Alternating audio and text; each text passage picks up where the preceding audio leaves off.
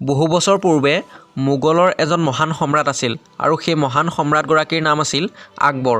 আৰু এই সম্ৰাট আকবৰৰ ৰাজসভাতে বীৰবল নামেৰে এজন অতি চতুৰ বুদ্ধিয়ক মন্ত্ৰী আছিল। বীৰবলৰ বাবে কোনো কামেই অসম্ভৱ নাছিল। চতুৰ বুদ্ধিসম্পন্ন বুদ্ধিয়ক বীৰবলে তেওঁৰ চতুৰ বুদ্ধিৰে সকলো কামেই সম্ভৱ কৰি তুলিছিল। ৰাজপ্ৰসাদৰ কঠিনতকৈ কঠিন সমস্যাসমূহ বুদ্ধিয়ক বীৰবলে পলকতে সমাধান কৰিছিল, যাৰ বাবে বুদ্ধিয়ক বীৰবল আছিল সম্ৰাট আকবৰৰ আটাইতকৈ প্ৰিয় মন্ত্ৰী।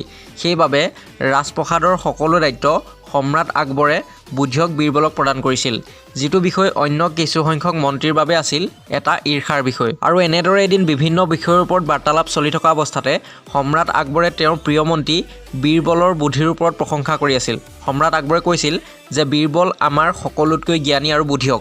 তেওঁৰ চতুৰালিৰ প্ৰশংসা দেশে বিদেশে বিৰাজিত।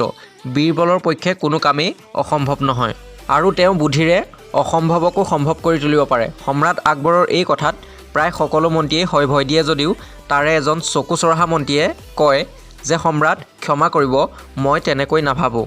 সম্ৰাট, মই বীৰবল যে বুদ্ধিয়ক এই কথাত সন্মত, কিন্তু বীৰবল যে সকলোতকৈ বুদ্ধিয়ক আৰু সকলো অসম্ভৱকো সম্ভৱ কৰি তুলিব পাৰে এই কথাত মই সন্মত নহয়।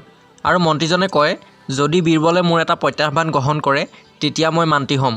যদি বীৰবলে বলদ গৰুৰ গাখীৰ আনিব পাৰে তেন্তে মানি ল'ম যে তেওঁ সকলো অসম্ভৱ কামকো সম্ভৱ কৰি তুলিব পাৰে। আৰু মন্ত্ৰীজনৰ এই কথাত সকলোৰে চকু কপালত উঠে। কিন্তু বীৰবলে মিচিকিয়াই হাঁহি তেওঁৰ প্ৰত্যাহ্বান গ্ৰহণ কৰে আৰু পিছদিনা তেওঁ বলদ গৰুৰ গাখীৰ আনিবলৈ মান্তি হয়। সেইদিনা মাজৰাতি সম্ৰাট আকবৰৰ এটা শব্দ শুনি টোপনি ভাঙিল আৰু যিমানে টোপনি যাবলৈ চেষ্টা কৰিও সম্ৰাটে টোপনি যাব নোৱাৰিলে। ক্ৰমান্বয়ে শব্দটো ডাঙৰ হৈ আহিব ধৰিলে। ভালদৰে শুনাত গম পালে যে বাহিৰত কোনোবাই কাপোৰ ধোৱাৰ শব্দ। আৰু সম্ৰাটে দুজন চিপাহীক মতাই আনি শব্দটো বন্ধ কৰিবলৈ নিৰ্দেশ দিয়ে।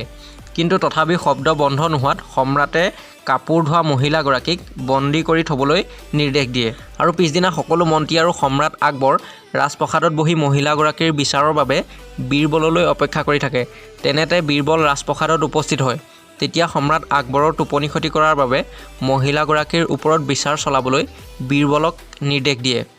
আৰু তেতিয়া বীৰবলে মহিলাগৰাকীক সোধে যে তেওঁ কি কাৰণে ইমান ৰাতি কাপোৰ ধুই আছিল। মহিলাগৰাকীয়ে উত্তৰ দিয়ে যে তেওঁৰ গিৰিয়েকে এটা সন্তান জন্ম দিয়ে, যাৰ বাবে তেওঁ মাজৰাতি কাপোৰ ধুব লগাত পৰে। আৰু সেই কথা শুনি ৰাজপ্ৰসাদৰ সকলোৰে চকু কপালত উঠে। তেতিয়া সম্ৰাট আকবৰে খঙেৰে সোধে যে ই কেনেধৰণৰ মূৰ্খামি, এজন পুৰুষে কেনেধৰণে সন্তান জন্ম দিব পাৰে। তেতিয়া চতুৰ বুদ্ধিৰ বীৰবলে তপৰাই উত্তৰ দিয়ে যে সম্ৰাট, আমাৰ দেশত সকলো সম্ভৱ। যদি বলদ গৰুৱে গাখীৰ দিব পাৰে তেন্তে এজন পুৰুষে কিয় সন্তান জন্ম দিব নোৱাৰিব। তেতিয়া সম্ৰাট আকবৰে বুজি পালে যে এয়া বীৰবলৰে চালনা। আৰু বীৰবলৰ এনেধৰণৰ হাস্যৰসাত্মক উত্তৰত সম্ৰাট আকবৰৰ লগতে ৰাজপ্ৰসাদত সকলোৰে হাঁহিৰ ৰোল উঠে আৰু মন্ত্ৰীগৰাকীয়ে নিজৰ পৰাজয় স্বীকাৰ কৰে আৰু কয় যে সঁচাকৈ বীৰবলৰ বাবে কোনো কামেই অসম্ভৱ নহয়। বীৰবল সকলোতকৈ চতুৰ, জ্ঞানী আৰু বুদ্ধিয়ক। আৰু এনেদৰেই আকৌ এবাৰ বীৰবলে সম্ৰাট আকবৰৰ মন জয় কৰিবলৈ সক্ষম হয়।